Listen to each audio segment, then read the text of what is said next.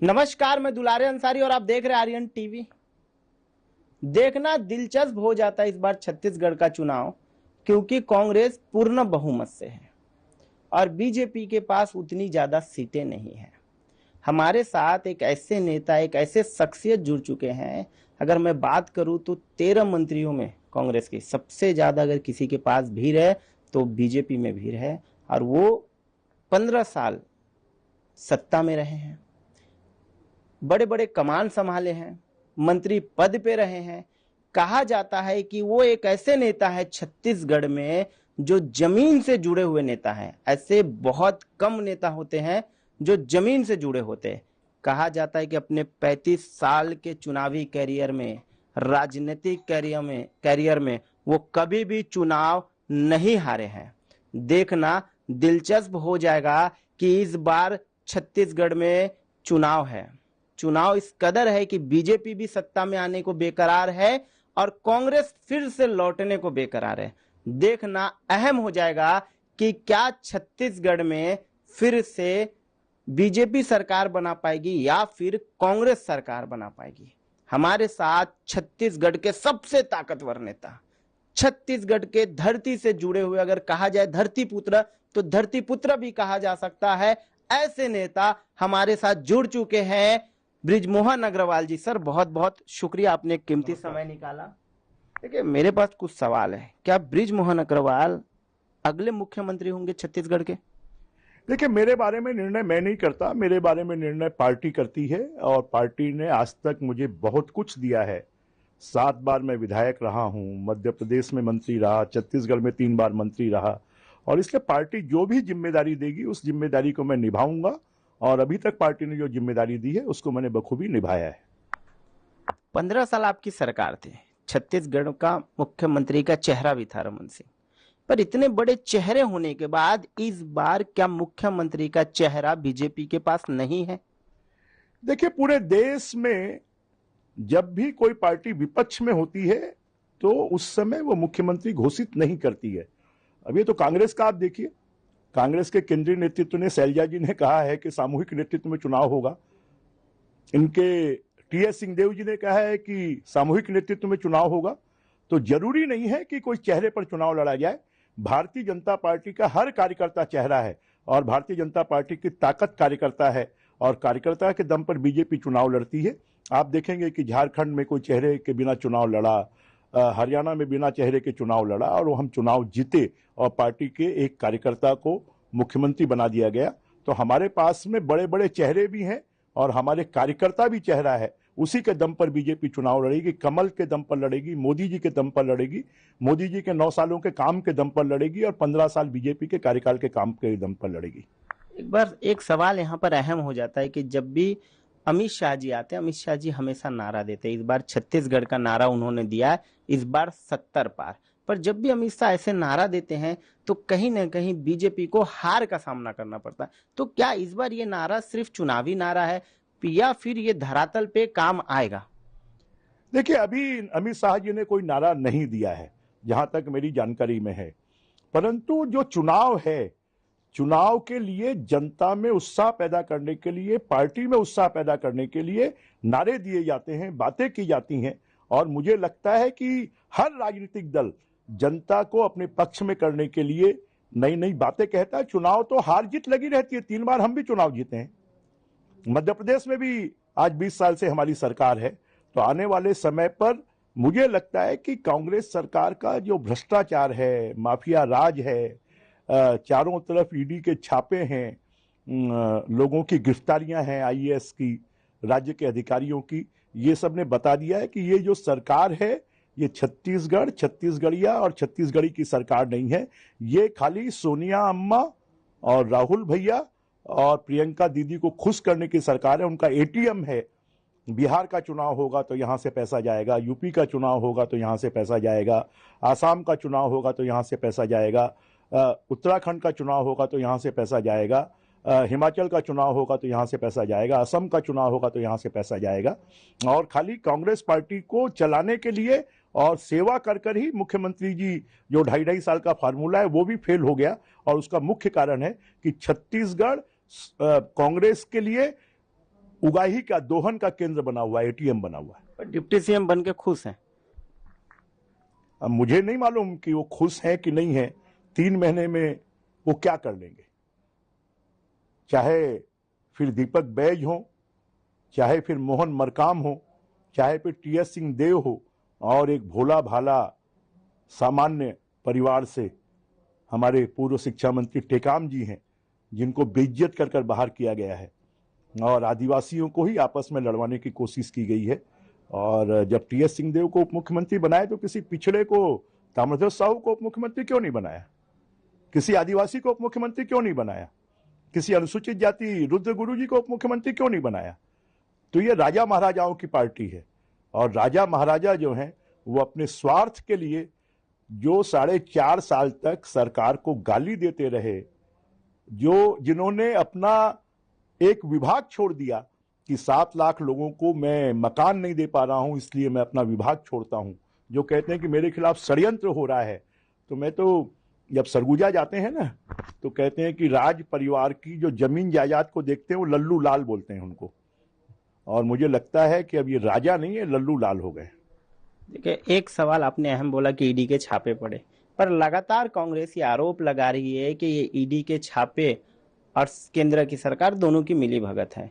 केंद्र की सरकार हमेशा जांच एजेंसियों का दुरुपयोग करती है, और ये बार बार बीजेपी पर आरोप लगते रहे। ये आरोप 2014 से बीजेपी पर लग रहे हैं, इसको आप किस तरीके से देखते हैं? देखिए, ये आरोप नहीं, अगर आप सही हैं तो आप डर क्यों रहे? आप फेस करिए।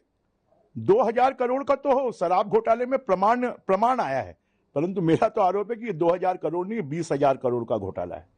कोयले में 500 करोड़ का तो प्रमाण आया है, और ये 500 करोड़ नहीं, ये 5,000 करोड़ का घोटाला है। और ये आम गरीब छत्तीसगढ़िए का पैसा है, उस पैसे को खाने का काम कोई कर रहा है तो भूपेश बघेल और उनकी पार्टी कर रही है। बड़ी ताकत, बड़ा चेहरा, 35 साल से चुनाव न हारने की एक बड़ी प्रतिष्ठा। मैं सीधा साफ पूछता हूं कि बृजमोहन अग्रवाल जी कभी चुनाव नहीं हारते? देखिए, बड़े मंत्री हार गए छत्तीसगढ़ में चुनाव। मैं बात करूं तो ऐसा हुआ कि आपके ही मंत्रिमंडल में बहुत सारे मंत्री हार गए, पर बृजमोहन अग्रवाल कभी भी चुनाव नहीं हारते। देखिए, मेरा ये मानना है कि जो संबंध है वो सबसे बड़ी चीज है। पद और प्रतिष्ठा आने जाने वाला है। आज आप मंत्री हैं, कल नहीं रहेंगे, आज आप विधायक हैं, कल नहीं रहेंगे, परंतु जो संबंधों को निभाएगा। पिछले 35 सालों में मैंने ये कोशिश की है कि आम आदमी, गरीब आदमी, सामान्य आदमी, दीन दुखी व्यक्ति जो भी आपके पास आता है, आप जरूरी नहीं है कि हर व्यक्ति की समस्या का समाधान कर सकें, परंतु आप उससे मिल सकते हैं, उससे बातचीत कर सकते हैं, उसके दुख दर्द को आप बांट सकते हैं, उसकी समस्या के समाधान करने के लिए आप प्रयास कर सकते हैं। और मैंने पहले दिन से, जिस दिन से मैं सार्वजनिक जीवन में आया हूं, मैंने ये तय किया कि हमको सिर्फ ठेके, टेंडर और पैसा कमाने की राजनीति नहीं करना है। लोगों ने जिस विश्वास के साथ में आपको चुना है, उनके विश्वास पर हमेशा खरे उतरना है, और इस उद्देश्य को लेकर मैंने पूरे पिछले 40 सालों से मैं राजनीति में काम कर रहा हूं, और उसके कारण मुझे लगता है मुझे सबका आशीर्वाद, प्रेम, सहयोग, कार्यकर्ताओं का कंधे से कंधा मिलाकर काम करना, और जनता का भी। ऐसे भी लोग हैं जो बीजेपी के समर्थक नहीं है, बीजेपी में नहीं है, परंतु कभी मैंने चुनाव तक दलगत राजनीति की है, परंतु चुनाव के बाद हम सबके हैं, हमको विधायक चुना है तो जिन्होंने वोट नहीं दिया हम उनके भी हैं। अगर हम मंत्री बने हैं तो हम लोगों के काम करने के लिए बने हैं, इसलिए दलगत राजनीति से ऊपर उठकर लोगों का काम किया। तो मुझे लगता है उसके कारण लगातार लोगों का सहयोग, अपनी पार्टी, जनता और जो लोगों से संबंध है वो काम आता है, और उसके कारण लगातार लोग आशीर्वाद देते हैं, प्यार दिखाते हैं, प्रेम करते हैं, और उसके कारण चुनाव मैं नहीं जीतता, जनता जीतती है। देखिए, एक बात अहम हो जाती है कि जब भी बात होती है, भूपेश सरकार किसानों की बात करती है, जब भी बात होती है महिलाओं की बात करती है। क्या पिछले बार किसानों को खुश करने में कहीं ना कहीं बीजेपी असमर्थ थी? किसानों के लिए क्या आपके दिल में, बीजेपी के दिल में अब वो जगह नहीं रही जो 15 साल जगह थी? देखिए ऐसा नहीं है, कई बार ये भूपेश नहीं है, ठगेश हैं। विधानसभा में इन्होंने 36 वादों के साथ साथ 240 वादे और किए थे। अगर आप उसकी समीक्षा करेंगे तो एक भी वादा नहीं है जो पूरा हुआ हो। अब इन्होंने कहा किसानों का हमने कर्जा माफ कर दिया, 100 टन कर्जा माफ कर दिया। जो नेशनलाइज बैंक के किसान हैं उनका क्या हुआ? जो लॉन्ग टर्म जिन्होंने लोन लिया उनका क्या हुआ? तो सारा आरोप फिर मोदी जी पे लगा देते, कांग्रेस कहते हैं मोदी क्या कर... अरे राज्य सरकार तो आपको चलाना है ना, मोदी जी क्या करेंगे? लॉन्ग टर्म आपने कर्जा माफ क्यों नहीं किया? आपने 1 साल का कर्जा माफ कर दिया। जो किसान 20-20 साल से कर्जा नहीं पटाने के कारण, जिनको दोबारा लोन नहीं मिल रहा है, जो 10 साल से कर्जा नहीं पटा पाए, जो 5 साल से कर्जा नहीं पटा पाए और जिनको दोबारा लोन नहीं मिल रहा है, उनके कर्जे माफ नहीं हुए। आज भी छत्तीसगढ़ में ऐसे 8 लाख से ज्यादा किसान हैं जिनके कर्जे माफ नहीं हुए हैं। और क्या कर्जा माफी समाधान है? 2500 रुपए में क्या किसानों को खरीद लिया है? पूरी जनता को खरीद लिया है? क्या सड़क पे किसान नहीं चलता है? स्कूल में किसान का बच्चा नहीं पढ़ता है? क्या बिजली किसान को नहीं चाहिए? अस्पताल किसान को नहीं चाहिए? हाफ तो कर दिया बिजली को। कहां हाफ कर दिया? बड़े होर्डिंगों पे 200 यूनिट हाफ किया है। क्या सभी लोग 400 यूनिट जलाते हैं क्या? आपने ये थोड़ी कहा था कि हम खाली 200 यूनिट माफ करेंगे। आपने तो कहा था बिजली बिल हाफ। शहरों में लोगों का संपत्ति कर समाप्त। शहरों में रहने वाले गरीबों को 2 कमरे का घर हम फ्री में देंगे। हम शराब बंद करेंगे। हम महिला स्व सहायता समूहों का कर्जा माफ करेंगे। हम जो निराश्रित हैं, गरीब हैं, उनको 1000 रुपए, विधवा को 1500 रुपए हम पेंशन देंगे। हम नौजवान 10 लाख लोगों को रोजगार देंगे, नहीं तो हम 2500 रुपए उनको बेरोजगारी भत्ता देंगे। कहां गए 10 लाख लोग? 21 लाख लोग रजिस्टर्ड बेरोजगार हैं। 2 लाख स्व सहायता समूह हैं। आप ही के केंद्र का डाटा है सीएमआई का, कहते हैं कि सबसे बेरोजगारी अगर दर है कम तो वो छत्तीसगढ़ में कम है। ये सीएमआई का डाटा नहीं है, ये तो कांग्रेस की एक निजी संस्था है जिसने ये डाटा जारी किया है। अगर ये है तो जब 91 चपरासियों की भर्ती निकली तो 2 लाख लोगों ने, 96 तो 2 लाख लोगों ने क्यों भर्ती के लिए आवेदन किया? अभी शिक्षकों की 14,000 लोगों की भर्ती निकली तो 5 लाख लोगों ने क्यों आवेदन किया? और आपके रोजगार कार्यालयों में 21 लाख लोगों का रजिस्ट्रेशन क्यों है? ये तो छद में राजनीति कर रहे हैं, लोगों को भुलावे में रखने की राजनीति कर रहे हैं। आपने कहा सबको, अरे अगर 4.5 साल का बेरोजगारी भत्ता अगर 10 लाख लोगों को आप देते हैं तो 10 लाख लोगों का बेरोजगारी भत्ता जो होता है वो 15,000 करोड़ रुपए होता है। तो नौजवानों का 15,000 करोड़ रुपए खाने का पाप कौन कर रहा है? गरीबों को प्रधानमंत्री आवास 16 लाख तो लिस्टेड हैं, 4 लाख शहरों के हैं और आवास प्लस के 6 लाख लोग हैं। अगर इनको हम जोड़ेंगे तो 26 लाख लोगों के सर से छत छीनने का काम अगर किसी ने पाप किया है तो भूपेश बघेल सरकार ने किया है।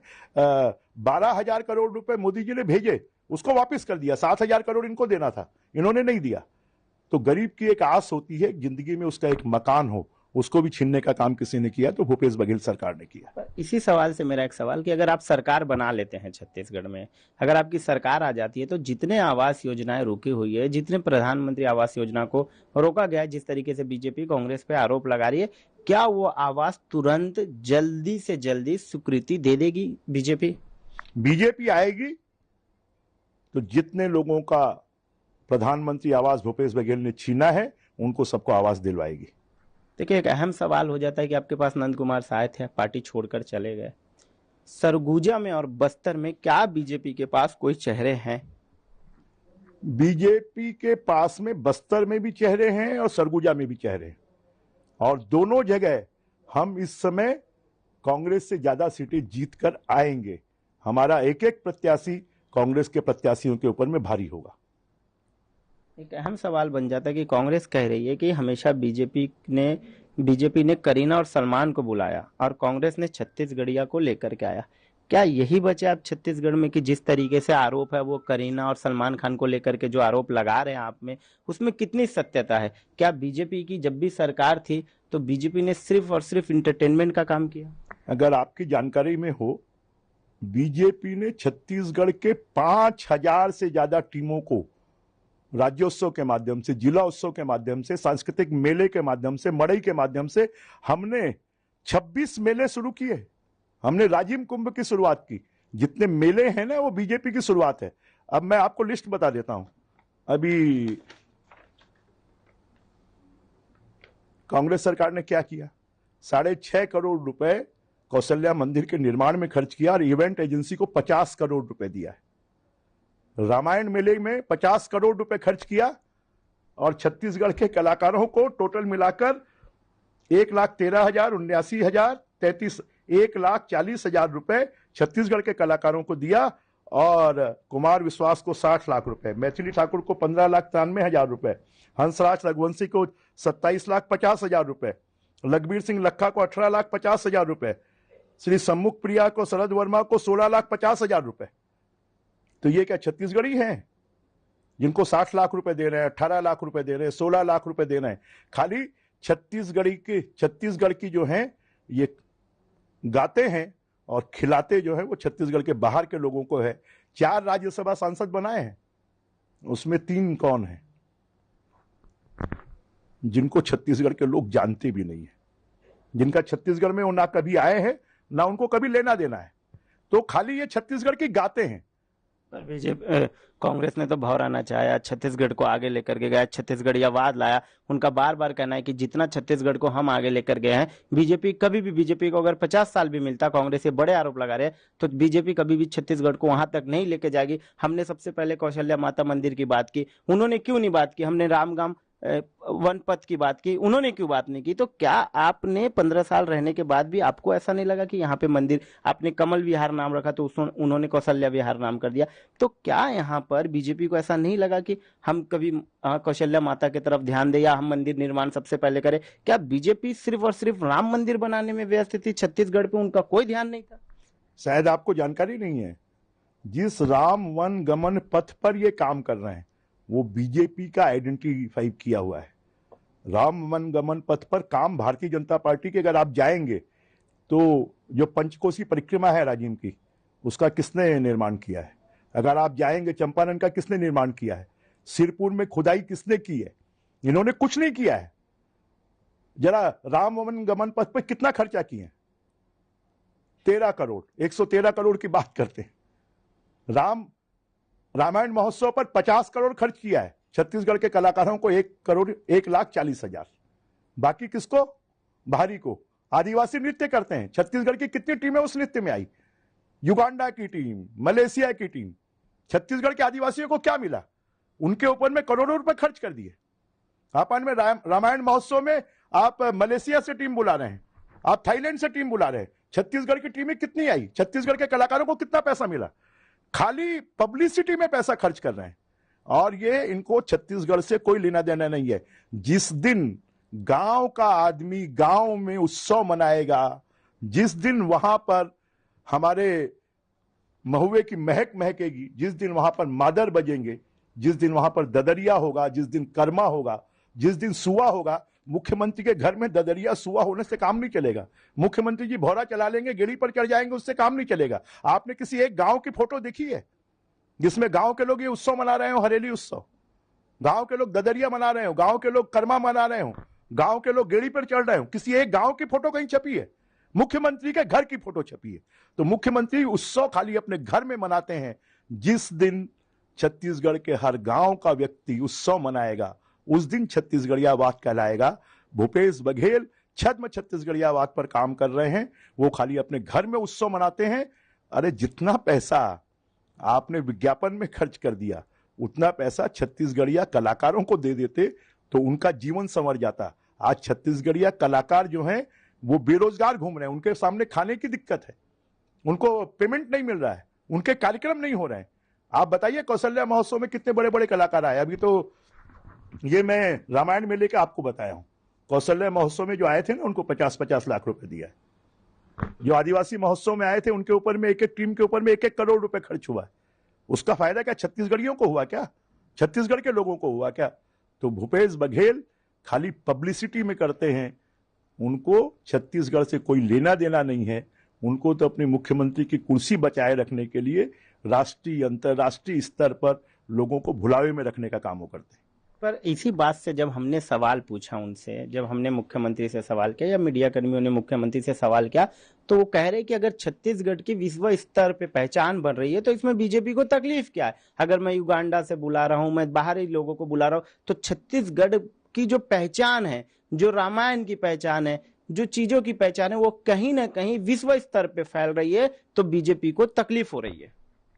छत्तीसगढ़ का कलाकार भूखा मरे और युगांडा के कलाकार ऐश करे, ये कहां की छत्तीसगढ़ियावाद है।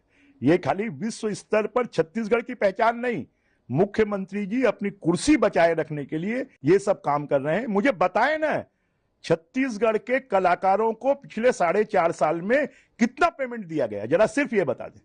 उनके पास में कोई, अगर देखेंगे आप तो बाहर के कलाकारों को 50 करोड़ दिया गया है, तो छत्तीसगढ़ के कलाकारों को 5 करोड़ दिया गया है। और जिस दिन होगा मैं इसके आंकड़े भी जारी कर दूंगा। एक अहम सवाल बन जाता है कि कुछ दिन पहले आप फुंडर गौठान गए हुए थे और गौठान से गौठान तक बातें आ गई, और बहुत स्वर्णिम योजना में से गोधन न्याय योजना एक स्वर्णिम योजना है भूपेश बघेल की। इस योजना को लेकर के आपने 1300 करोड़ के आसपास का आरोप लगा दिया घोटाले का। अब ये विषय चर्चा में आ गया कि क्या गौठान में घोटाला हुआ है या फिर नहीं हुआ है। आप, मुझे नहीं, मैं तो आपको ही कहना चाहता हूं, आप 10 गौठान में चले जाइए और कहीं पर 10 गौठान में से आपको एक गौठान में एक गाय भी दिख जाए, वहां पर कहीं पर आपको वर्मी कंपोस्ट बनता हुआ दिख जाए, कहीं पर आपको महिला स्व सहायता समूह दिख जाए, तो आप मुझे बताइएगा। मैं रायपुर के 5 गौठानों में गया और 5 गौठानों में मुझे बताया गया कि जो ठेकेदार चला रहा है वो यहां पर नहीं आता है, वो खाली गोबर यहां के नाम पर भर्ती कर देता है। अभी विधानसभा में ही हमारे साथी ने प्रश्न पूछा, तो प्रश्न जब पूछा तो 219 करोड़ रुपए का हिसाब वो नहीं दे पाए कि वो कहां गया। पहले तो हम मानते थे कि चलो, उन्होंने पूछा कि जिनके, उन्होंने नाम लेकर पूछा कि इनके पास में कितनी गाय हैं, जिनके पास में गाय नहीं है उनका गोबर खरीदा। मुझे लगता है खाली ये कांग्रेसियों का गोबर खरीद रहे हैं। अब कांग्रेसी गोबर भी देना शुरू कर दिए, ये हमको पहली बार मालूम पड़ा है।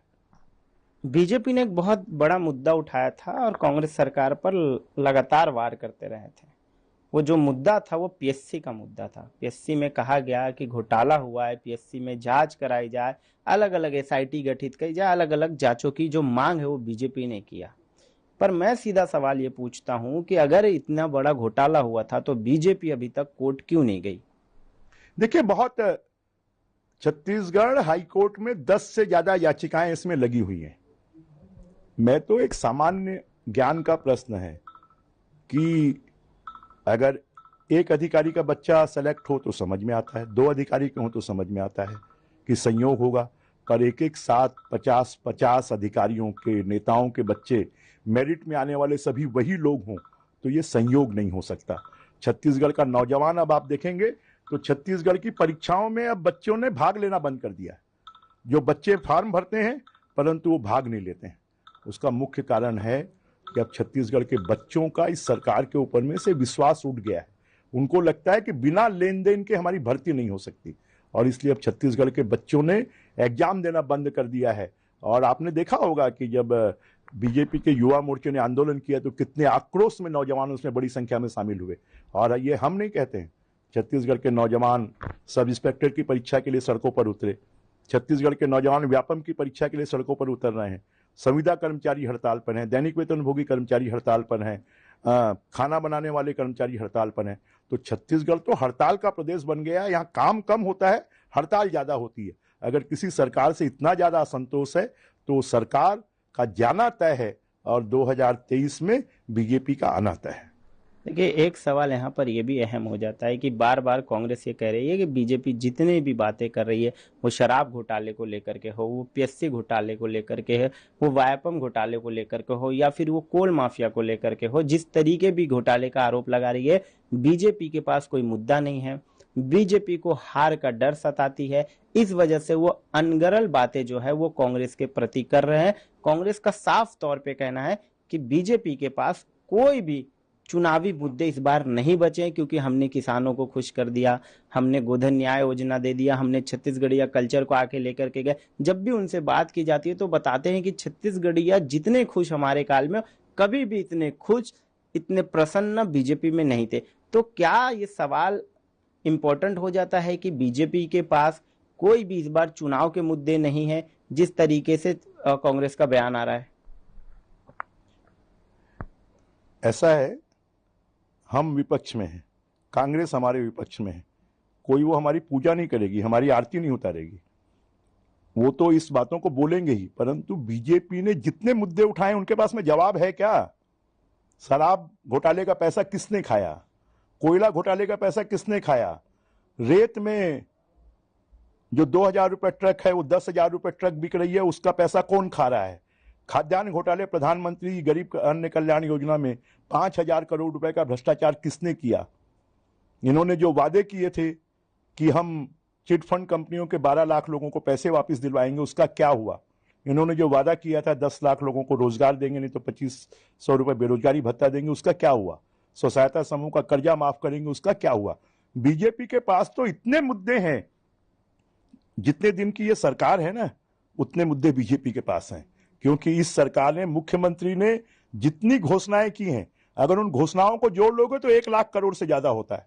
और उनका घोषणाएं इनका खा भी पूरा नहीं कर सकता, और इसलिए जनता इनको चुनाव में सबक सिखाएगी। घोषणाओं से एक सवाल, और अहम सवाल और आखिरी सवाल है मेरा। कहा जा रहा था कि मोदी जी छत्तीसगढ़ आएंगे और ढेर सारे सौगात देंगे छत्तीसगढ़ को, पर जब भूपेश बघेल से पूछा गया तो उन्होंने कहा कि मोदी जी ने एक भी फूटी कौड़ी, यही लाइन कहा था, एक फूटी कौड़ी छत्तीसगढ़ को नहीं दिया। इस बात में कितनी सत्यता है, ये मैं सिर्फ और सिर्फ आपसे जानना चाहूंगा। छत्तीसगढ़ को जब मनमोहन सिंह जी की सरकार थी, तब छत्तीसगढ़ को 5 साल में मिलते थे 44,000 करोड़। मोदी जी की सरकार आने के बाद 4.5 साल में 1,30,000 करोड़ रुपए मिले हैं। छत्तीसगढ़ में 50,000 करोड़ की तो सिर्फ सड़कें बनी हैं। छत्तीसगढ़ में 25,000 करोड़ की रेलवे लाइनें डली हैं। छत्तीसगढ़ के लोगों को प्रधानमंत्री आवास का पैसा दिया है। छत्तीसगढ़ के लोगों को गैस के कनेक्शन दिए हैं। छत्तीसगढ़ के गांव-गांव में लोगों के घरों में शौचालय बनाए हैं। और जिस दिन प्रधानमंत्री जी आए थे, उसी दिन 8,700 करोड़ रुपए का वो उद्घाटन और शिलान्यास करके गए हैं। तो शायद भूपेश बघेल जी को अगर केंद्र की सरकार पैसा नहीं देना, तो भूपेश बघेल जी की यूं होने लग जाएगी। तो देख रहे थे आप मेरे साथ बृजमोहन अग्रवाल जी को। सर, आपने बहुत कीमती समय दिया और आप बिल्कुल हर सवाल के जवाब जो है बेबाकी से रखे। आर्यन टीवी आपका बहुत बहुत धन्यवाद। बहुत बहुत धन्यवाद आपको। आप देख रहे थे बृजमोहन अग्रवाल जी को, जो कि छत्तीसगढ़ के सबसे ताकतवर नेताओं में माने जाते हैं। कहा जाता है कि वो चुनाव हारते नहीं है, चुनाव का परसेप्शन सेट करने में, चुनावी रणनीति सेट करने में वो माहिर है।